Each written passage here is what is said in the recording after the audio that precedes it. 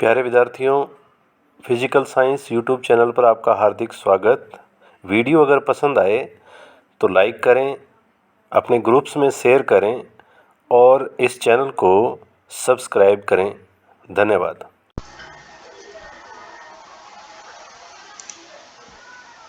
नमस्कार प्यारे विद्यार्थियों, आज का क्वेश्चन है। आज क्वेश्चन में हम करने जा रहे हैं एक उदाहरण।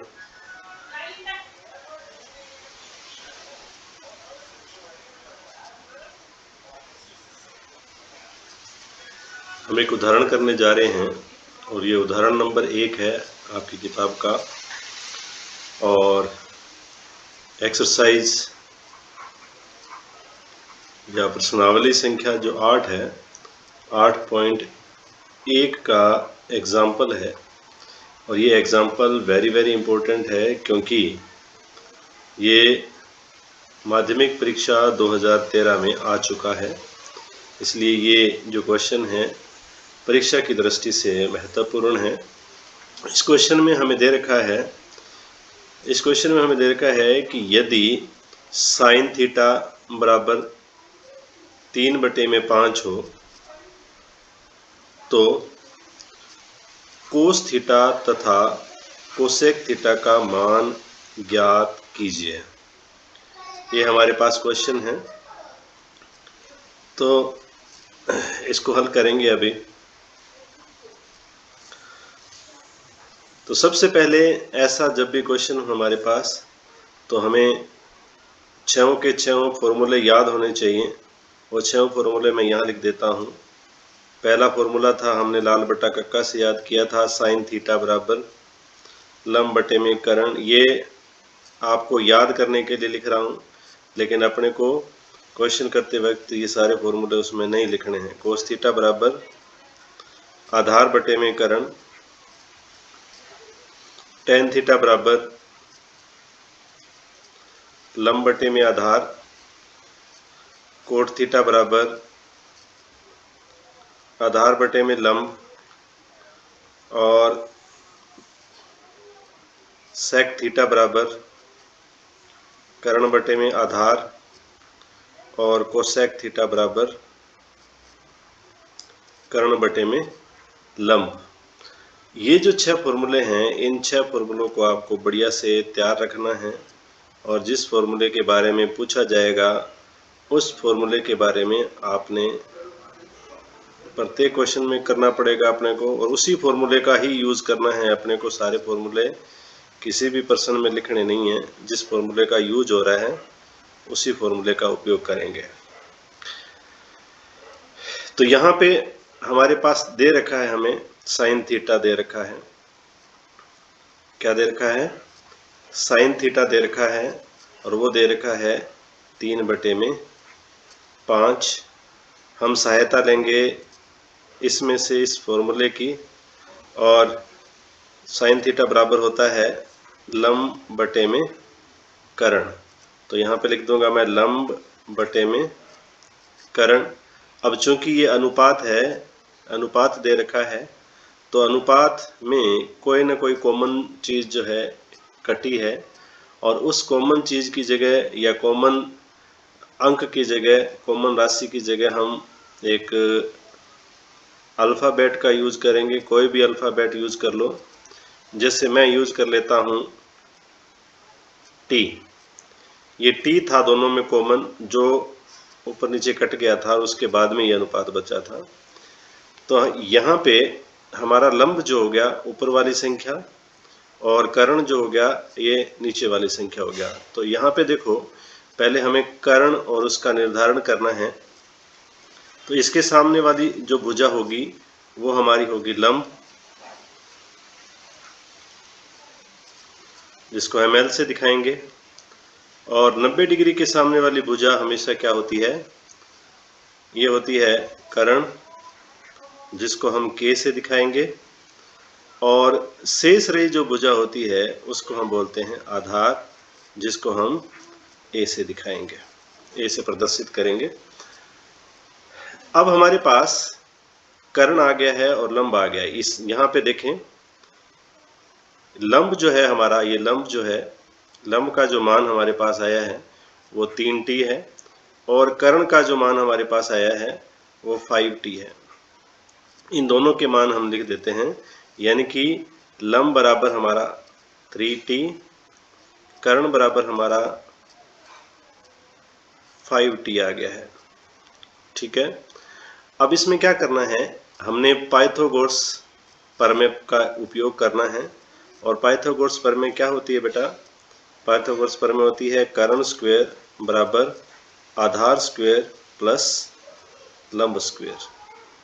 इस फॉर्मूले का उपयोग करके, और इसी को हम क्या बोलते हैं बेटा? पाइथागोरस प्रमेय बोलते हैं।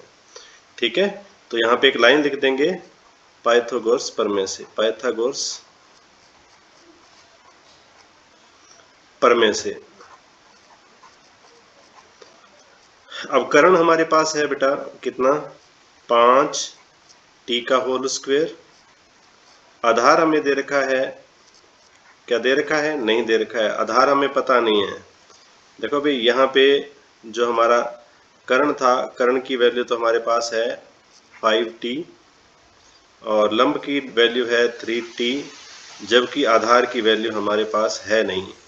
तो आधार का मान हमने यहाँ पे रखना है, आधार को आधार ही लिखना है।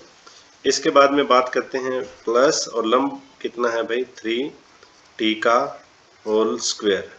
ये कितना है? 3t का होल स्क्वायर। मैं एक बार इसको मिटा देता हूँ, मिटा के दोबारा लिख देते हैं।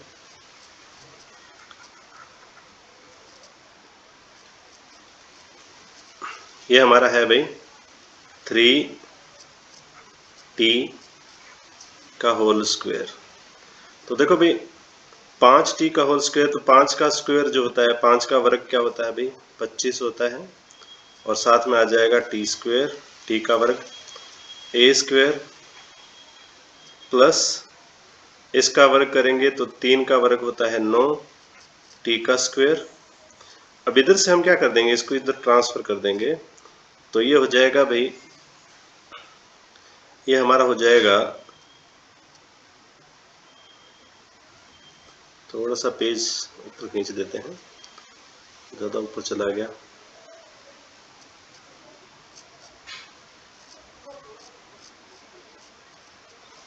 तो यहाँ पे हमने क्या किया, ट्रांसफर कर दिया इसको। ये 25t स्क्वायर तो यहीं पड़ा था पहले से, और ये यहाँ पे क्या था? प्लस का था, तो इसको हम इधर लेके आए हैं, तो इधर क्या आएगा? ये माइनस का हो जाएगा।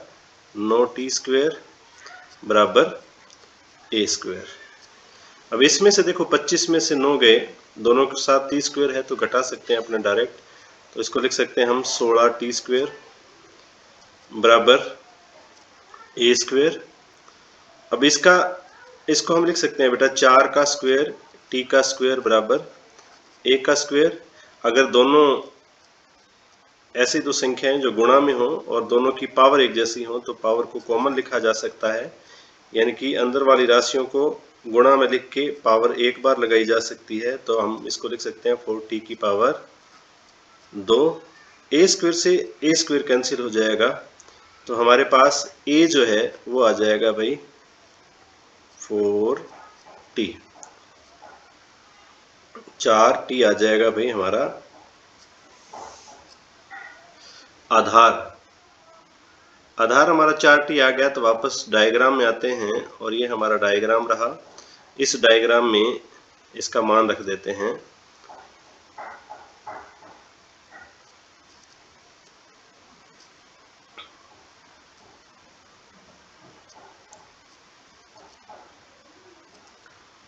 तो ये a बराबर हमारा हो जाएगा भाई 4t, ये आ गया। तो हमें तीनों राशियां पता होनी चाहिए, तीनों भुजाओं का मान पता होना चाहिए, तभी हम अनुपात निकाल पाएंगे। अब इस क्वेश्चन में पूछा गया है कोस थीटा और कोसेक थीटा का मान ज्ञात करना है। तो हमें कोस थीटा और कोसेक थीटा का मान ज्ञात करना है। तो यहां से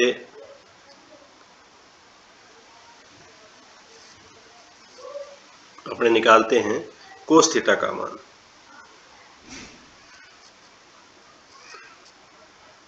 कोस थीटा बराबर ऊपर हमने जो 6 फॉर्मूले लिखे थे उसमें से इस फॉर्मूले का यूज करना है। कोस थीटा बराबर आधार बटे में कर्ण होता है। कोस थीटा बराबर आधार बटे में कर्ण का यूज करना, उपयोग करना है। और आधार अभी हमने निकाला है, आधार हमने निकाला है 4t और कर्ण हमारा था 5t। इन दोनों के मान अपने यहाँ रख देंगे तो कोस थीटा बराबर आ जाएगा बेटा 4t बटे में 5t। t से t कैंसिल आउट हो गया। अगर यहाँ पे हम t से t को काट देते हैं, ये t इस t से कट गया, तो हमारे पास रहा भाई 4 बटे में 5। तो अनुपात हमारे पास क्या आ गया भाई, कोस थीटा बराबर आ गया 4 बटे में 5। ये तो हमारा एक मान आ गया। इसने दो मान पूछे हैं, एक कोसेक थीटा का मान भी ज्ञात करना है। तो कोसेक थीटा का मान हम ज्ञात करते हैं, इधर मैं लाइन खींच देता हूं और यहाँ लिख देते हैं। कोसेक थीटा के लिए जो लास्ट फॉर्मूला है हमारा कर्ण बटे लंब होता है, और कर्ण हमें पता है कितना है भाई 5t है, और लंब हमें पता है 3t है। दोनों के मान रख दो। कोसेक थीटा बराबर लंब का मान है 5t और नहीं, कर्ण का मान है 5t और लंब का मान है 3t।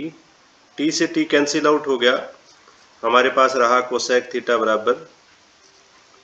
बराबर 5 बटे में 3। तो ये हमारा सेकंड क्वेश्चन सॉल्व हो गया। इसमें दोनों मान हमने निकाल दिए हैं।